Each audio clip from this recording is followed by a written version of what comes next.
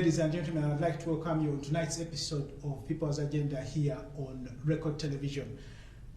Over the last few weeks, we've been talking about the changes that Uganda has had, especially after independence. But one of the things that I would like to talk about this evening is the changes that we've had in the entertainment industry. On tonight's show, I've got a friend. Again, I've got a friend. Yeah, you're going to probably accuse me of inviting friends anyway. But I've got a friend, Robert Ogwal, also known as Rasta Rob. Rasta Rob has been in the entertainment industry for as long as I know. He's shaped me. I think I started dancing to his DJing school. Thank you so much for joining us here, Rasta Rob. MC. Rasta Rob MC. Yes. Thank you so much for joining us here on Record TV. It's good to see you. It's good to have you here. Thanks so much for honoring our invitation. So we just wanted to talk about, first of all, who is Rasta Rob MC? Yes. So first and foremost, in a Rastafari way, yes, I, Imanelai Selassie Bob Marley Ija Rastafari. Yes, Rasta Rob MC, or Wakabi, or Wakatawana, Goody Goody, Sambusa, or Wokunobu, Nanyini Makanzu. That is I. I've got several names because on radio I used to wear a different kanzu every other time on Chabasa. Nanyini Makanzu. Yes, so I could come and say, Lero di Mukanzu ye Bisansa, Urala di Mukanzu ya Mabati, or Urala di Mukanzu ya Urubugo. So that is I for you, Rasta Rob MC. But who is you?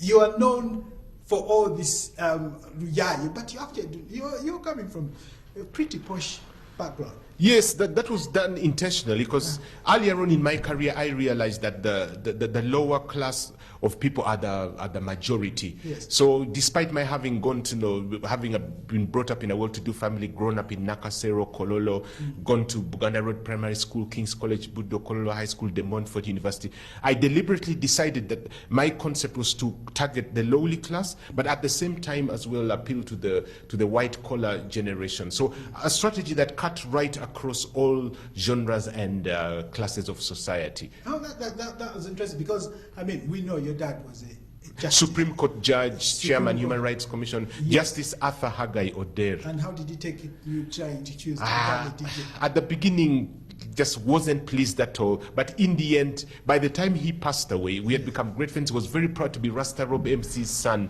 the dad. Yeah. He'd even say, that guy on radio, Rasta Rob, do you know him? That's my son. And, you know, I was very excited about that, but he didn't want to hear none of it at the beginning. That was a difficult conversation to have with him when you say, right, Dad, I am not going to go to university yet. I am actually going to go pursue my career, make the most of it, brand myself, then I can go to school later, which he didn't agree with, and he kicked me out of his house as a result, of course. But it has. I think that has shaped you to be the kind of man you are, that you've stuck to your guns. Yes. Said, this is what I wanted to be, and you've made a success of it. You're still here with us 30 years later, and still a successful DJ. Yes, it made me a go-getter, because once he kicked me out, got into the streets, suddenly I had to look for my own meals, buy my own clothes, and, you know, do everything from scratch. Yet I was used to, you know, being, you know, when you're in your musee's place, everything's done for you. Pocket money for the weekend, the clothes bought for you. When you're sick, take you to hospital, and so on and so forth. But all of a sudden, I was thrown into the deep end of a swimming pool, and I had to swim out of that. So it's really shaped me and helped me, and my kids and everybody else around me have benefited from that as a result. It's definitely something that you should be applauded for, because I think so many people may not have recovered from that, because as you say, you grew up in a comfortable lifestyle, like in a comfortable home. Yes. All of a sudden, everything is thrown against you. But it was a conscious decision for you that you made, Yes. to join the entertainment industry. What was it like in those first days when you joined the entertainment? Was it scary? Very, because first and foremost, we didn't have any idols to look up to locally.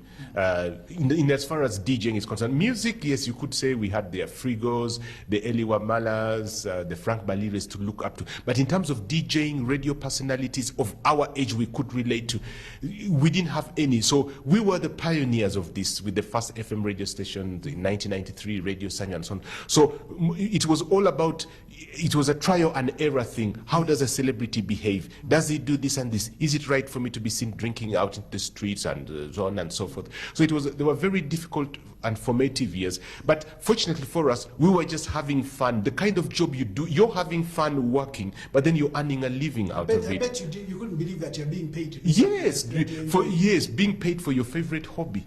Playing music on radio, on TV, and in the discos and so on. So I'm really grateful for an industry that I fitted perfectly into. If you're talking about the music industry, certainly from the 70s that most people may think of, it was restricted to the clubs, like you say, Susanna. Yeah. Radio, they used to play Kadongo Kam. And the Eli Wamala songs. But again, I don't think that the appeal was there. The appeal was there, but it wasn't as widespread as it is. I think then what happens, and this is my own view. I mean, everybody's open to interpretation, to disagree. But for me, my own view is that then when we come to the clubbing scene and where music is more widely available, that's when things start changing. Yeah, moving into modernity now. Because people used to listen to certain pop music on BBC, VOA, so they'd say, when can we have this also here in Uganda and relate it with our local celebrities? So that, because even I used to listen to Top of the Pops on BBC radio or watch it on TV and so on. But we needn't have something local we could relate to then, other than being forced to listen to certain music on Radio Uganda and Uganda television. And I think also the music that we had then was mostly Kadongo Kam. Yes. We only having File Bongo Lutaya coming in my this is, of course, there's Eli Wamala. But when you start hearing modern beats, in fact, I remember the first time I heard the music from Philip Bongo Lutaya. I was like, is this Ugandan? There's a that Born in Africa album, I think, really changed a lot of things. Born in Africa, Entebbe Wala, lots of I can't remember them off the top of my head. I remember there's a friend of mine called Moses Seguia. He's the one who first gave me a tape of Philip Bongo Lutaya. I was like, is this actually a Ugandan musician? Because I mean, the arrangement of the music, the sound, how clear it was. Your live studio album. Even having a tape. Yes, we had, and the thing is this, because for me music was always something that you found on LPs. You remember that one? Yeah, LPs, records, they're called vinyls actually. Yes. So for me that's where, now to see it on tape, and there's a whole album where you put this thing in a cassette, and deck, it goes to the end, and you put it up and turn it on side B. That was for me something that was revolutionary in its own. Yeah, because with that then came Walkmans, because you remember at school, the rich, well-to-do students from rich families, you'd go to school with a Walkman and the tapes, and then, have your headphones, and then you could hook it to your belt and walk around pausing. Yeah, the problem was the batteries. Yeah, it would run out quickly. So one of the best things that you'd have to have was a big pen, because that was what you used to rewind it and save on the battery power. Save on the battery power. Yeah. But so you then enter the entertainment. What year do you say you actually entered the entertainment industry, sort of like officially? Yes, there was high school. Yeah, it was officially, I could say 1990, because I think I started Senior 6 in 89. Yes. Yeah, so 1990 when I started DJing. I started as an MC, of course, in a disco called SM Sounds. Yes. Yes, then worked there for 2 or 3 years, then crossed over to Soul Disco, which was the biggest then. It played all the campus parties, Guild Canteen, and so on and so forth. But then I became a proper DJ. But then to move on to recording now as a DJ, I think that our modern day music recording started with Dungeon Studios when Peter Sematimba came back from the USA, got a couple of us together, the famous people then. Then we came out with songs like Kakokolo, Shanks VVD, Perfect Generation. Then I and Steve Jean did I Don't Wanna See You Cry. Roger Mugisha did Semusa Jagenda. Terry Vido did Owundi Kwenda. He got got us together for a project called the Dungeon Tour. Yes. So then we recorded songs specifically for that tour. Yes. So that is when you had proper modern day Ugandan celebrities recording something local that we could relate to. And remember, FM radio stations also starting then. The songs got power played on the radio station, and that's when everything took off, and then later on led to the Chameleons, Bebe Cools, and Bobby Wines. You're talking about, I mean, as I said, usually I tell people when my friend, guys, this today is my preparation. This today is my preparation for the show, because I wanted Rasta Road to actually just open up and just open up. Yeah. My preparation consists of a few empty pieces of paper, but let's talk about, first of all, the life that you're leading now.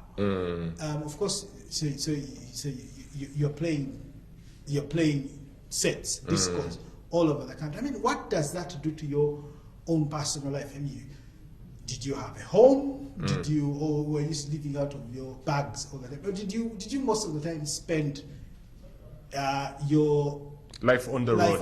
Life on the. What is life on the road like? Yeah, it's quite exciting. Of course, in the early years, formative years, you just have your own kazigo or what you'd call bed seats in England. We've both lived there. Yes. So you don't even have to be home anyway most of the time, because then you're using home just to come, shower, change, then go back. Because if you're a nightclub, you're working Wednesdays, ladies' night, Thursdays, oldies' night, Friday, normal weekend, Saturday, normal weekend, and Sundays you've got to play at the beach. So the only day you really had was just, let's say, Monday or Tuesday to catch up on sleep. You never sleep during the night. Yes. Yeah. But then again, you could get mobile disco bookings to go play music in Arua on a Monday, Mbarara on Wednesday. So you're just constantly And on the then road. you've got socials everywhere. Yeah, so it's very exciting, but of course it does take its toll as well after a while, especially when your girlfriend moves in, she becomes your wife, gets pregnant, then suddenly you've got a family to take care of. Yeah, I know. So, but I guess that was the time then when you're obviously younger, and like you said, you had less responsibilities. Less responsibilities to take care of. Yeah. All you had to do was come back home in the morning at 7 o'clock, go to sleep until 3 p.m. Yes. Yeah. And then shower, get back on the road again. Yeah. So it does take a toll on your family. But like now, I still do the same. But because my family is in the UK, my wife Rose and daughter Roberta. But my son has grown up. He's in his own home now. Because I mean, he's even well past university. So it still gives me time to keep enjoying this, because I live alone, just I and like the housekeeper.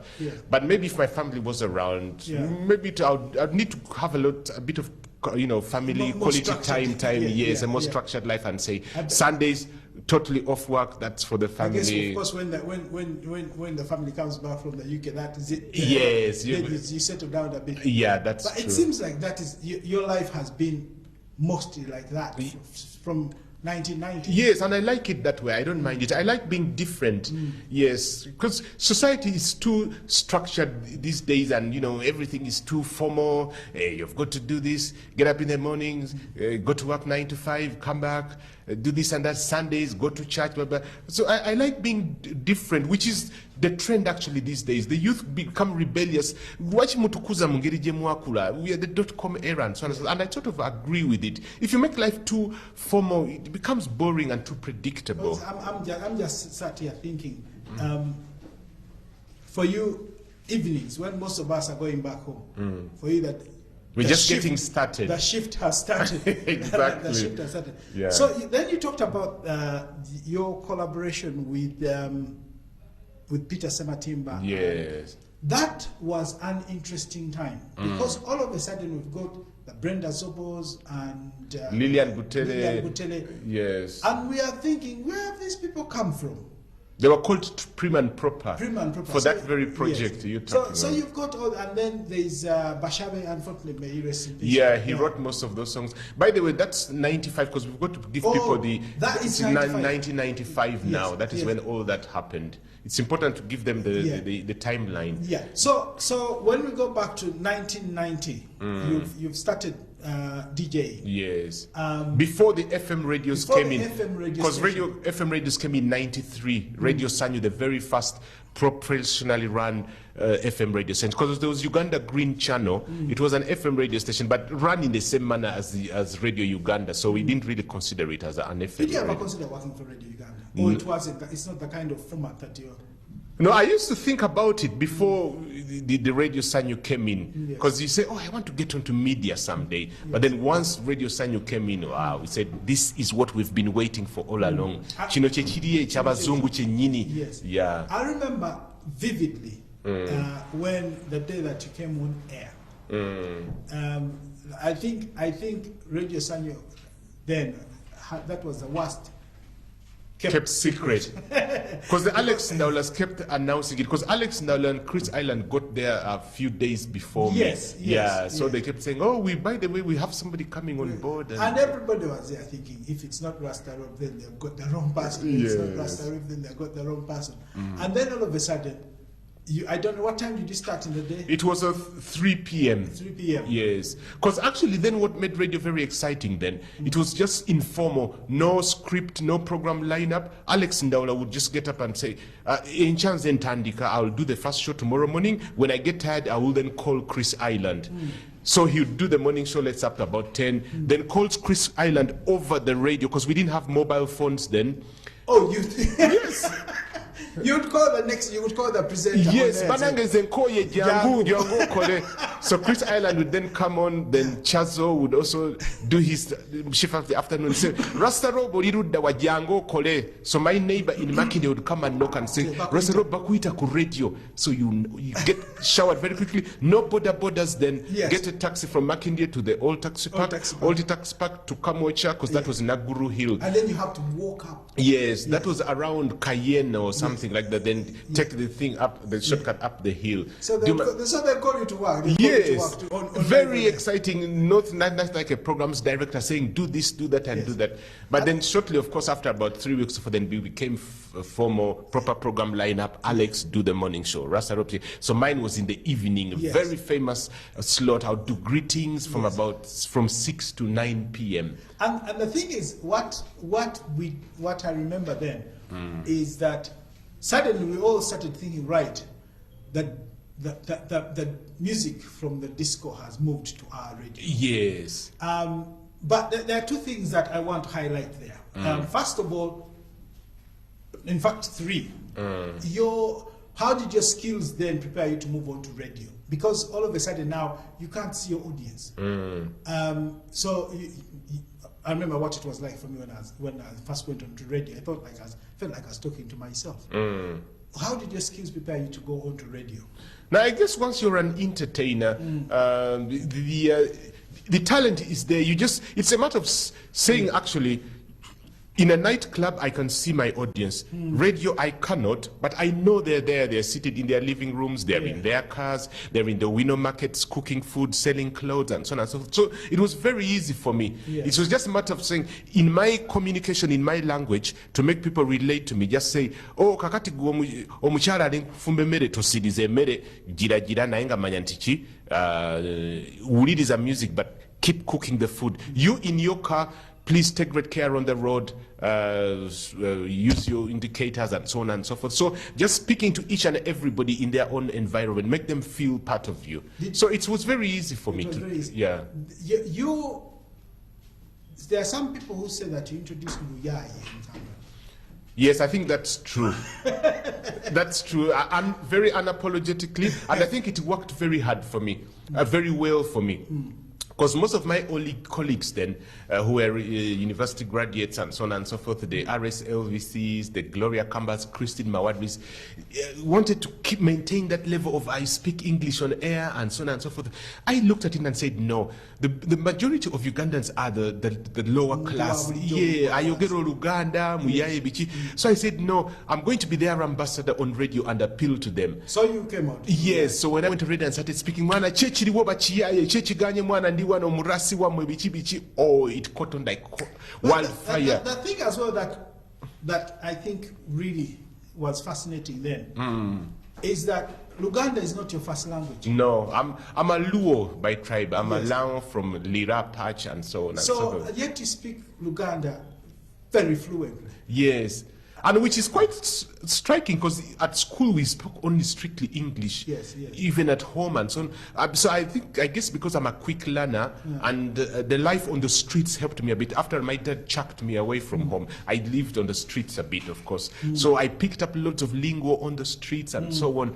So, and that's why some of the catchphrases that I brought up then, Ndikunobu, Yes. Chechiriwo, Echonacho, he has caught on and are still used up to today. Yes, are used still up to now. Yes. So once the lowly class realized there's one of us on radio speaks our own language, speaks to us, then everybody realized, wow, this is a fantastic strategy. Why didn't we think about this before? But then it was already too late. I'd owned the strategy and concept, and it caught on like wildfire. And it's what everybody's living off now. Bobby Wine, President Wageto, Butcherman, President Wageto, I think they should thank you for something. They do, by the way. Yeah. When I meet them, they say, Mwana, go watugulira we Kubo, you're my idol. They all say that to me. Because Yes. it's something that that really solved for you. Yes. And then, of course, it also helped you in related to people, because, like you just said, you had some rough time living on the streets, so you could understand people's hardships. The other thing that of course was quite a seismic shift in our broadcasting in our broadcasting world here was, of course, our move from the long wave, the short wave, to FM radio stations, which was something that we'd not heard of Before. But we run short of time. We're going to come back shortly. Ladies and gentlemen, tonight I've got a very good friend of mine, Mr. Robert Ogwal, or otherwise known as Rasta Rob. Rasta Rob has been on the entertainment scene here in Uganda for a long time, and he has seen it all. He has got a very interesting story to tell. We're going to be back shortly after this break. Thank you.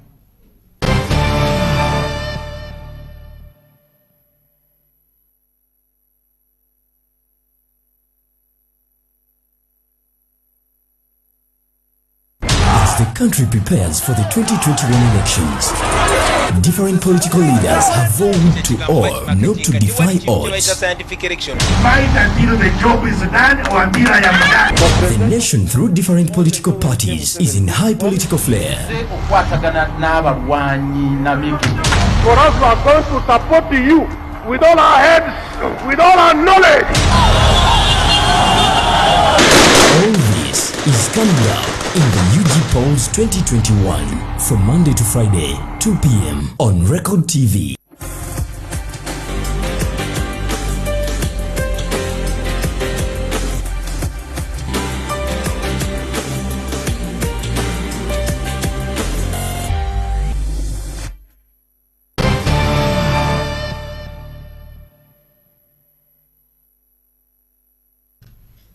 Welcome back from that short break, ladies and gentlemen. Tonight I'm speaking to Rasta Rob, also known, well, I'm speaking to Robert Ogwal, also known as Rasta Rob.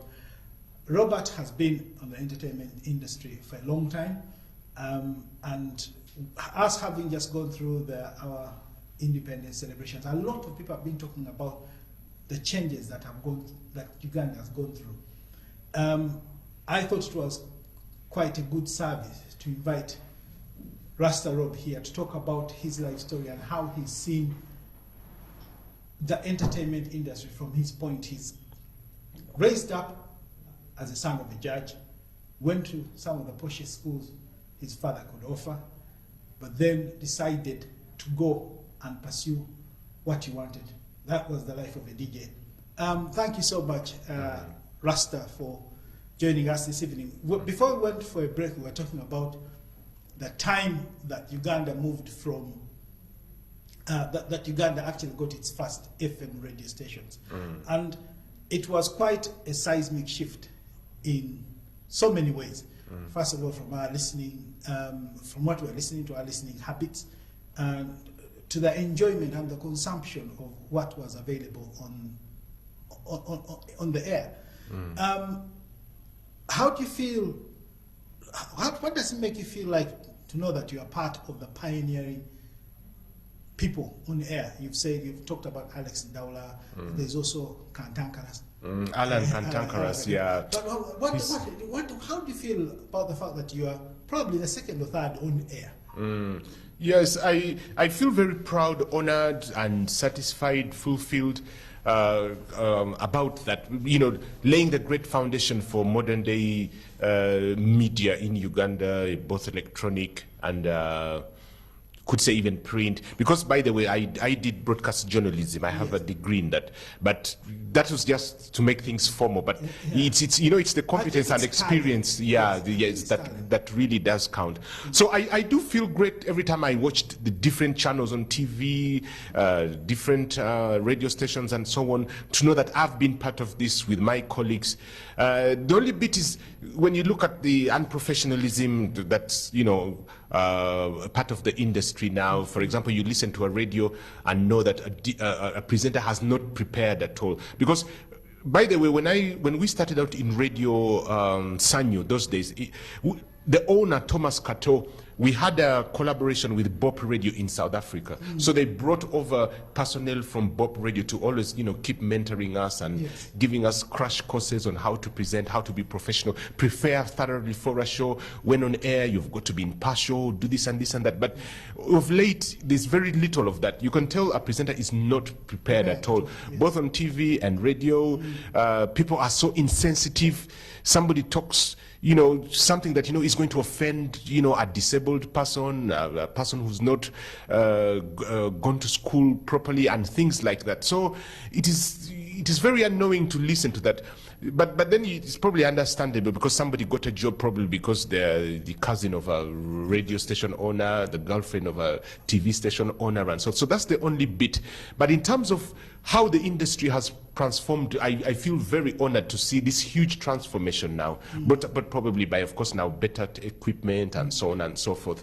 Yes, and even on the music side, there are now lots of TVs and radios where a musician can take his songs to and be played or get power play all over the country. In our days, it was very difficult because even for people to accept Ugandan local music on radio and TV was unheard of. People wanted to listen to Michael Jackson, Shabba Ranks, and so on and so forth. So it was a huge problem promoting Ugandan music then. Yes. But do you think it's of course it has improved on our music? I'm impressed by that. Yes. The music that is there, we've got the quality is better because we've got modern studios and equipment now. But those days, if you didn't take your music to Bava Studios of Hope Mukasa or Dungeon Studios of Peter Sematimba, then there were local other recording sessions like Bilbao Goma Theatre and so on. It was hard to find quality recording music. And then you could remember, then music was recorded on tape. So the quality can't be as good as these days, MP3 music and so on and so forth. So the transformation, I'm very glad to see, in terms of quality of music now, modern equipment. And then you've got like social media as well, where, you can have your song on YouTube, on Facebook, iTunes, and so on and so forth. So it's nice to see the transformation, but also to know that we hustled is the right word I can use. To make this happen, we had to go through a lot of hardship and suffering as my generation, which modern day entertainers are benefiting from. But they don't know that. They don't know that to get this industry where it is now, we had to go through a lot of hustle. They don't, but the other thing is that the presenters these days, there's also a wider scope of making mistakes. Yes. For example, we know this show is being watched probably all over the world because it's being live streamed on Facebook. So when we go back to the days, those days of the entertainment industry then and it being broadcast, we had a smaller audience. I've been in the media since the mid-90s. So we had a smaller audience. And then the mistakes and the improvements we made were limited to those smaller audiences. But now we have to be aware that what we're talking about is being watched by the whole world. I mean, when the days of Uganda television, how far did it go? I'm not entirely aware. But now if you're on some of these platforms these days, you're going to be if that platform is in Nigeria, South Africa, you're going to be watched then. When I go back to the UK, I can watch Ugandan televisions in real time because of YouTube. Yes. So it's that movement. But that, for us, the movement from having the two main, I think it was red channel and green channel on Radio Uganda, the movement from them to listening to, for us it was like CD quality. The movement from them to listening to radio, FM, it was like Christmas every day. Exactly. It was like Christmas every day, and of course we are then, as I said, exposed to more music from abroad. And modern music. Modern music. Yes. But then as I said, we had Fide Bongo Utaya coming and Hope Mukasa. And then the others also started following. Then the music industry and the entertainment industry starts developing. Of course, we've got the film industry, which we'll talk of in another day. But let's concentrate on the music industry at the moment. So that then starts moving on, especially because of the introduction of the FM stations in 1993. Yes,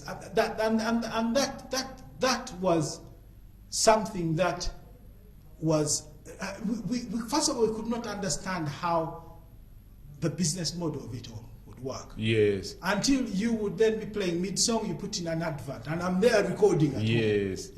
I'm there recording, and then, you have, I used to be with my finger on stop. I once say, checho, I press, because there's an ad coming next. There's an ad coming. But do you think that movement from then has been good for the country, or what other what problems have you seen since then?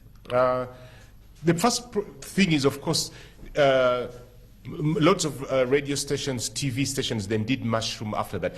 By the way, Radio Sanyu goes side by side with Sanyu TV, because we had Sanyu TV on the top floor and Radio Sanyu at the bottom. So I used to present on Sanyu TV as well. It was called Sanyu Hits. Yes. I and John Miles, just playing the modern music from across the world. So the first obvious thing is, of course, now people are spoiled for choice, aren't they? Because of the several radio stations TV stations that we have now.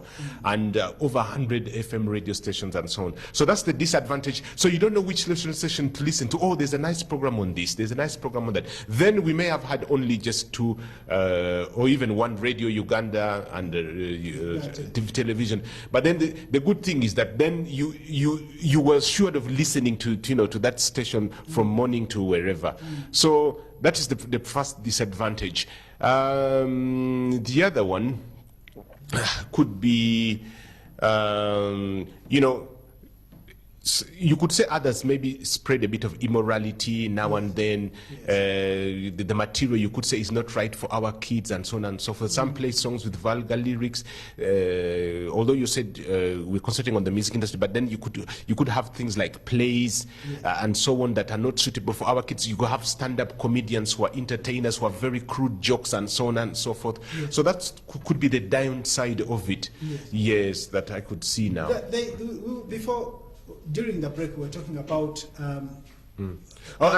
Sorry, just to cut slightly short. Then you also have videos played of vixens now, semi-nudely dressed and so on and so forth, which I think also is a disadvantage to the industry. Definitely, yeah, because we were talking about how the media is controlled these days.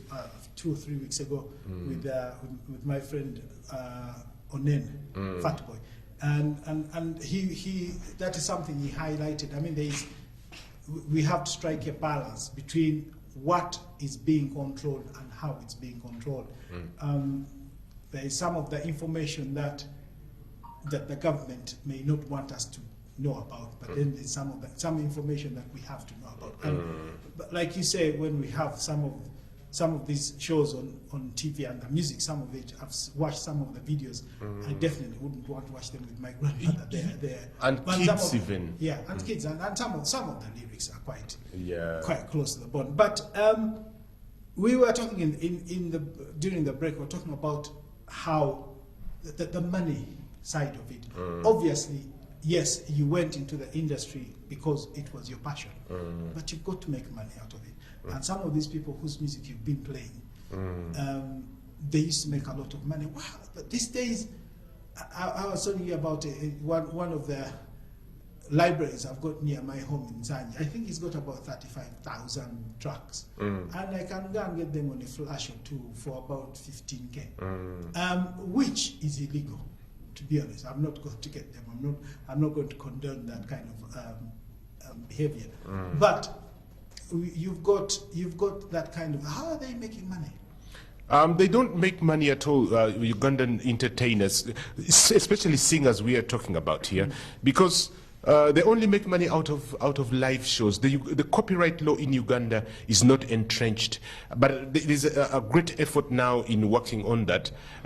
Recently, about 3 weeks ago, or even a month or so, the president did launch something to do with intellectual property laws and so on and so forth. So the idea is to make sure that if you play a Ugandan entertainer's song on your radio, on your TV, in your nightclub, they've got to earn some money out of it. You pay royalties for years. It could be a monthly fee or something like that is paid to the Uganda Performing Rights Society that they collect and then pay the money to the artist. Yes. So that will now include what we call local libraries, music libraries here in town. The people who record the Obaba Sala CD, let's say. Yes. So every time you go and ask him, could you please give me the latest Chameleon song, Juliana, and what have you?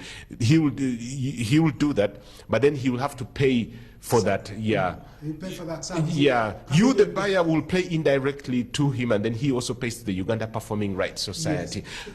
Because I've always wondered, you go to these places and the amount of stuff they've got, which is being sold for next to nothing, in thousands. I'm thinking, how are these people going to make any money? Yes, because it's very expensive for a Ugandan singer today to release a song, because I mean, the studio fees charges are going to be exorbitant. Yes. Then you've got to make a video. After that, the video charges are also, you can't get a very good video for less than 3 million now. Just one of it. Wow. The expensive lifestyle, the costume, you've got to look good, buy the latest cars, because you want to maintain a certain level in society. And yet you've got to get this money from somewhere, and yet it's not music. So it is just untenable. So that's why we want artists to now benefit from their work. If you're going to, people love this music, but try and pay for it, because there's somebody, this is how somebody earns their living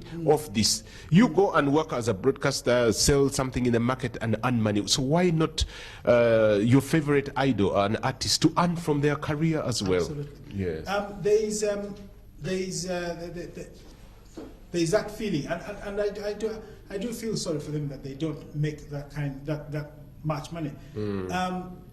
But where at the moment do you? I mean, I know you still do some DJing for a particular nightclub these days. I watch you on online. What is it like now? We're talking about 30 years down the line. What have you learned? As Rasta Rob, what are some of the things you've learned from 1990 to 2020? Give us 1, 2, or 3. I know there are so many things, but what are your most profound lessons? lessons? Well, I've learned that entertainment plays a very huge part in everybody's life. Everybody needs entertainment. I'm sure even His Excellency the President, once he's done with his state duties, he goes back and listens to some sort of, it might be Christian music or something. Yes, so the entertainment industry, for one, I feel is the most important entertainment industry, because everybody loves some form of entertainment. It could be watching a comedian cracking jokes, a stand-up comedian. It could be a DJ scratching away on TV. It could be a singer singing live on your live to you. So entertainment is the most important entertainment industry in Uganda, and yet it is still probably frowned upon, not taken seriously. It's looked at as informal. You're probably uneducated. it's for the uneducated, which is not true. Nowadays we have most of the presenters on TV, radio are university graduates. Singers, the Bobby Wines and the the Raggadis, they've all got degrees. So I've learned that it's the most important industry, and yet it is not respected that much. So Ugandans have got to appreciate entertainers much more. Entertainers and sportsmen, actually. What you look at, the informal sectors are the most important as well. It's interesting you brought out that educational angle to it. Yeah, most people think, abadongo. Yes. Yes, which is you're just trying ridiculous. You're trying to fall back onto some kind of talent. Yes. So this is a very important industry. Let your kids join this industry. Gone are the days when you'd force your child to be a chemist, to be a doctor, to be an what.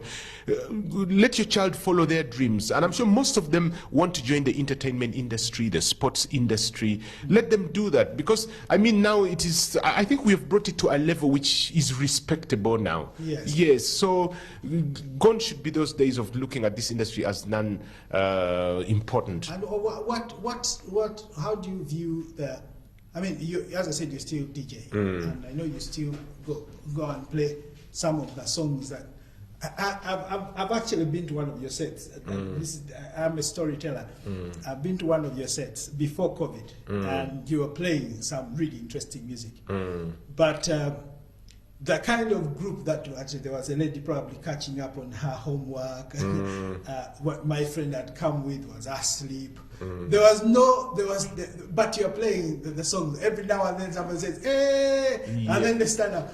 But what I liked about it was the people did not have hang-ups. They just thought, well, I'm in a nightclub, I've had a difficult day at work. I'm going to sit here and listen to Rasta and fall asleep. But what am I trying to get at? I'm trying to get back to you as well. I'm trying to what, from your beginnings to where you are now. And the fact that, yes, we've talked about education. You've gone through all the education that there is, that one can have. But then people think of your industry as a Habatasoman. How has that affected you? Because you can speak Oluyai, but then I can also find you at the Sheraton holding a conversation with some of your friends, like maybe even a minister. You're a minister.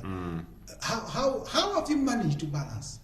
I've always loved that, because even in my day, when I said I decided to go for the concept of targeting the lowly class person, but I've always known that I could strike a balance between the two, because I would do that, but then speak my good English to my English speaking people, and it worked a treat for me. Yes. So you'd still find a university graduate listening to me, a person driving off to the bank, white collar job would still also enjoy me. So because you can talk about pretty complex topics. Yes. I've always loved it that way. I wanted a concept that can cut across all sectors and generations. Yes. So it has really worked for me, and everybody has then picked it from there and tried to do the same. But it's not easy, of course. You've got to have the talent first and foremost, and you've got to work hard at it, prepare, do research, and so on and so on. So it's not by accident, as people have tried it and failed, because they do realize, it's not that easy. You've got to work quite hard. Yeah, people have found, there's one time I was working for a particular radio station just across the road from here,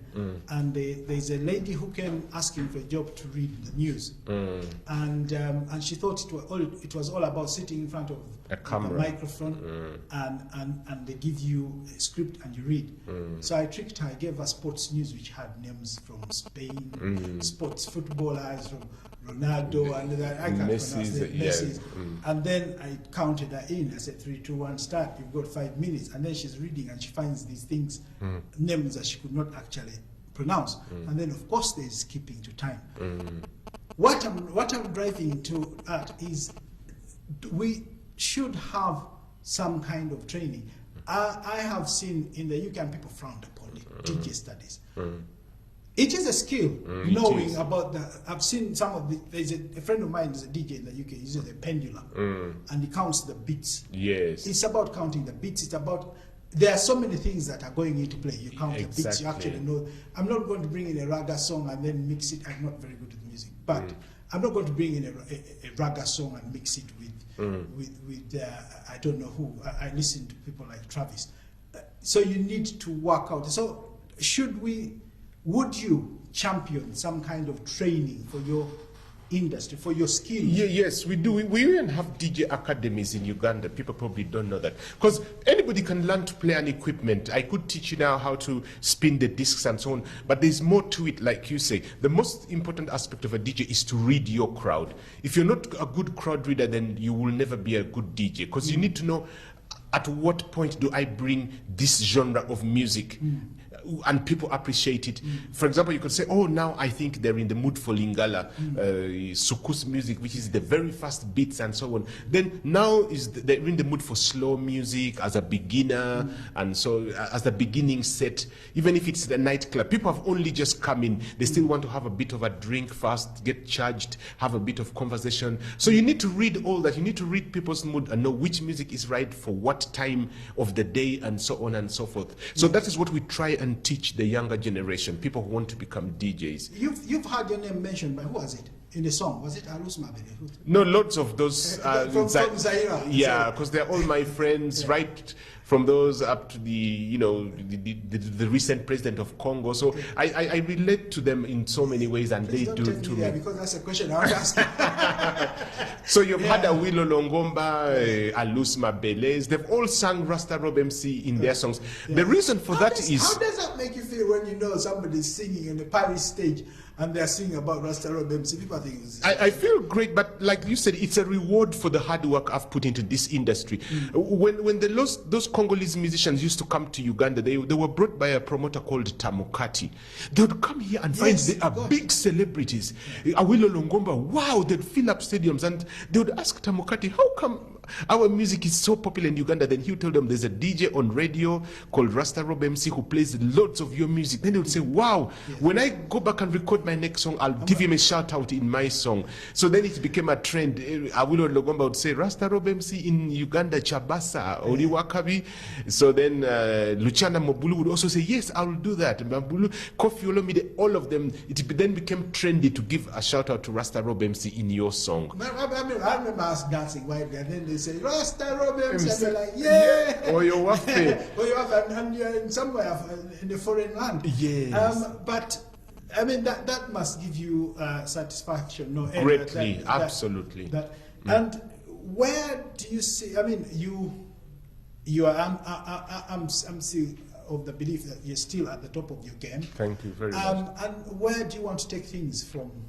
I want to take things.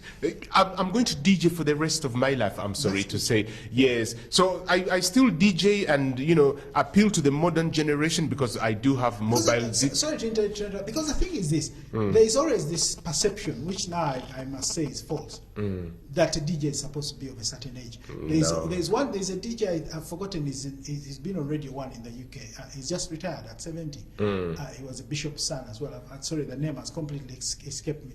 But it's good to see that somebody like yourself, and it's also an encouragement to others, that you can actually have this career in the entertainment industry and not think that the age is going to be against you at a particular time.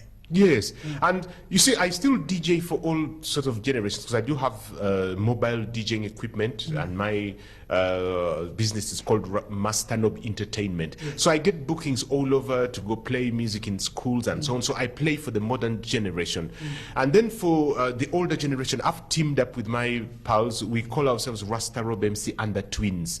Peter Waswa and DJ Paul Kato. We started out in soul disco in the past. But then we team up and then go have theme nights in different nightclubs and places, and even on TV, playing all this music to like backtracking to remind people of how music started and music of the past. So that is, it's having a treat on people of our generation who want to remember the good old days. Listen to us as well. Then the modern generation also would still like to listen to modern music. I still play their stuff as well. So I've never stopped. I've never looked back. I'm just going forward and becoming even more famous, probably. In the last 2 minutes, Rasta, I want you to. There's something. This is now completely off your entertainment career. Yes. You mentioned something that I still want us to. I want you to talk about. Just give the encouragement. You have lived on the streets. could you encourage those who may feel down and out that things can still happen? In just a few words before. Yes, obviously. I mean, just because life isn't working out for you at the moment doesn't mean you are totally doomed and are going to become a failure. Use that hardship that you're going through now to drive you to become a better person. You can look at people like us as your idols who've been on the streets at some point, but here we are now and, you know, well established in society. So never feel, discouraged just because at the moment you have nothing, you're not sure of your next meal, you're wearing the same clothes day in, day out for the entire week, you've been kicked out of a house, you're nowhere to sleep. Don't let that put you down. Just as long as once you want something so badly, you will get it. Believe you me. If you want to become the biggest singer in Uganda, you will be. If you want to become the best DJ in Uganda, that will happen. So just go for your dream. Don't look back. You will have obstacles and hurdles along the way, but do not give up. Thank you so much for those really encouraging words. But any last words, before we sign off? Yes, I'd like to say hi to my wife, Rose Namudu in England, and my daughter, Roberta Ogwal in England as well, my son here, Ustadi Ogwal. And as Rasta Rob MC, you can follow me on social media. I'm on YouTube, Rasta Rob MC, on Twitter, Rasta Rob MC1, then on Snapchat and Instagram as Rasta Rob MC. Take great care of yourselves, Ugandans. We are in a difficult period now of going into elections and so on and so forth, but do not let elections divide us. We are as one. Maximum respect, job bless, peace. I'm out. Ladies and gentlemen, that is Rasta Rob, also known as Robert Ogwal. He's been on the entertainment industry, as you've heard.